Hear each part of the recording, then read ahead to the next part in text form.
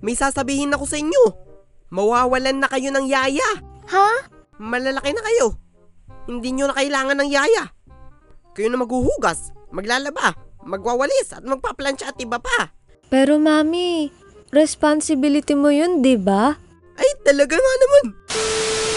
Nung tinanggalan na kami ng yaya, maraming nagbago sa buhay namin. Unang-una, kung dati-rate, iwan ko lang yung mga gamit ko o yung mga kalat ko sa sahig, may magliligpit nun at may magwawalis. Pero ngayon... Missy, ano ba naman tong mga gamit na to? Magligpit-ligpit ka naman. Ano ka, prinsesa? Hindi ka na buhay prinsesa, Missy, ha? Mami, ikaw ba yan? Di ka naman ganyan dati, ah. Nagbago ka na, Mami.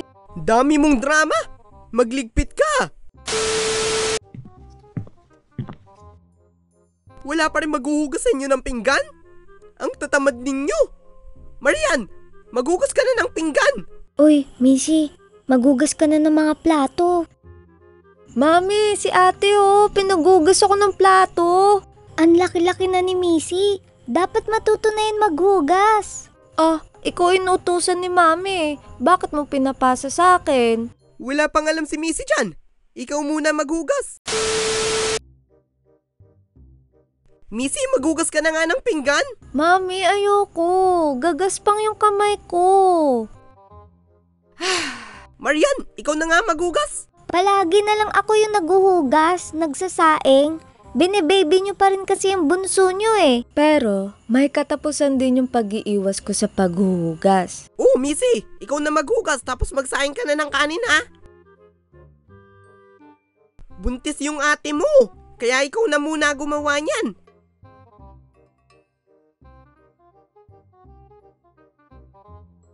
Hugas ba to? Ang dumi pa oh. Tapos ito pa, may sabon pa. Binanlawan mo ba talaga to? Ate, alam mo, para akong si Cinderella. Tapos ikaw yung stepmother. Inaapi mo ko. Ang daming arte. Pero ngayon, marunong na ako maghugas. Di ko alam kung may gumagawa din nito sa inyo. Pero di ba ayaw kong gumaspang yung kamay ko sa paghuhugas. Kaya pag naghuhugas ako ng mga pinggan, naka-gloves pa ako. Ang arte mo naman, Ate Missy. Bakit ikaw walang arte? Lahat ng tao may arte, ha? Ano ba yan? Tambak ang mga labahin. Matuto naman kayo maglaba. Basta ako, ang lalaban ko lang yung mga damit ko. Yan, si Missy, di marunong maglaba. Mami, walang makapaglaba nun. Busy si Mami, busy si Daddy, si ate nagsariling laba. At ako, wag na natin pag-usapan. Kaya ang ginawa ni Mami nun, kumuha na lang siya ng labandera. Tuwing weekend nga lang siya naglalaba sa amin nun. At kung curious kayo kung marunong na ba ako maglaba ngayon, syempre naman ako pa. Dati-rati din, gustong-gusto kong gayahin yung yaya ko sa pagpaplansya nun. Meron pa akong laruan ng plansya nun. Tapos kukuha ko ng damit sa aparador, tapos dun ko ipaplansya sa kama. Pero nung wala na si yaya, Oo yan, plansyahin mo yan. hala, bakit ako? Eh di ba mahilig ka magplansya-plansyahan? O yan na.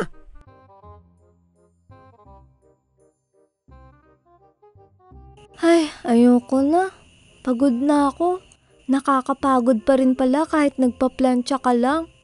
Narealize ko nun na sa una lang pala masaya magplansya. Pero habang tumatagal, nakakaumay na rin pala. Lalo na't makikita mo na tambak ka pa rin ng mga damit na paplansyahin. Ay, yoko na talaga. Na-experience nyo na rin ba to? Ang masunog nyo ang sarili nyong palda? Before kasi ako pumasok nun, at saka pala ako nagpaplansya ng palda nun. Tapos biglang, bakit parang madikit yung palda sa plansya? Hala, Mami, nasunog yung palda ko. Naku, nakamak siguro yung plancha mo. Bakit ba naman kasi kung kailan papasok ka na, tsaka ka palang magpaplansya? Dapat kagabi ka pa nagplansya. Sabi na nga ba ako si Cinderella, ang palaging inaapi. Dami mong drama. Nung bata ako, mga elementary siguro ako nun, naisipan kong linisin yung mga laruan ko na nasa bodega. No ba yan? Puro alikabok? Mami, nangangati ako. Tignan mo, namumula mga braso ko. Ano ba ginawa mo? Nilinis ko lang yung mga laruan ko. Bakit mo kasi nilinis? Yung yaya mo ang gagawa niyan, hindi ikaw. At yun din isa sa dahilan kung bakit ayaw kong maglinis nun nung tinanggalan kami ng yaya. Kasi isip ko nun, baka mangati na naman ako. Naku, dahilan. Pero ngayong malaki na ako, wala na namang reaksyon kapag naglilinis ako. Baka sensitive lang talaga siguro yung balat ko nun kasi bata pa ako nun.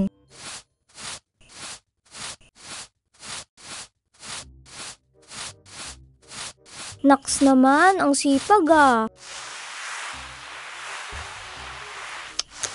Sipag talaga, sinasapian. Ay naku, kapag inaasar talaga ako ng ganun, bawat galaw ko,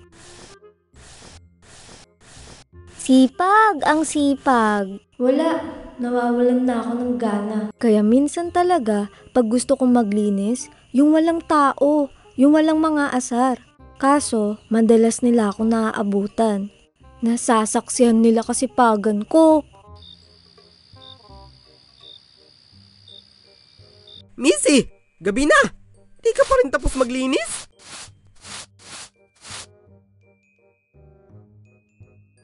Mami, ayoko na. Yan na nga ba sinasabi ko. Maglilinis-linis ka, tapos di mo naman tinatapos. Parang gusto kong maglinis ah. Oh, naglilinis ka na naman. Tapos mamaya di mo na naman matatapos yan.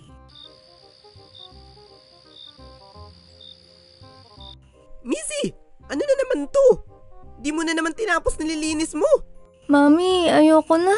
Pagod na ako. Parang nahihilo na ako sa kakalinis eh. Ay, naku naman tong batang to. Oh. Pero ngayong malaki na ako, kapag naglilinis ako, natatapos ko na yung nililinis ko, no? Oh, kala nyo ah. May mga puno kami sa labas ng bahay, kaya kailangan nawawalis yung mga dahon-dahon sa labas.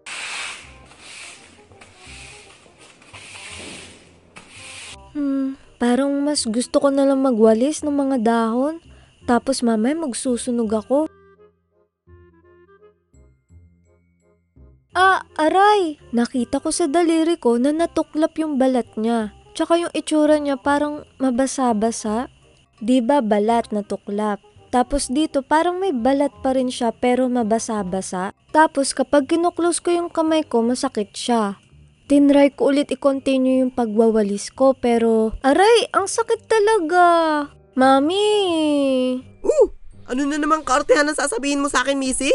Ayoko nang humawak ng walis tingting. Tignan mo naman, Mami, oh. Nasugatan ako. Ay, naku naman, Missy. Napaka-sensitive naman yung kamay mo. Ting-ting lang yan eh. Ang sakit kaya. Basta, di na ako hahawak ng walis tingting na yan. Una't huli ko na yan.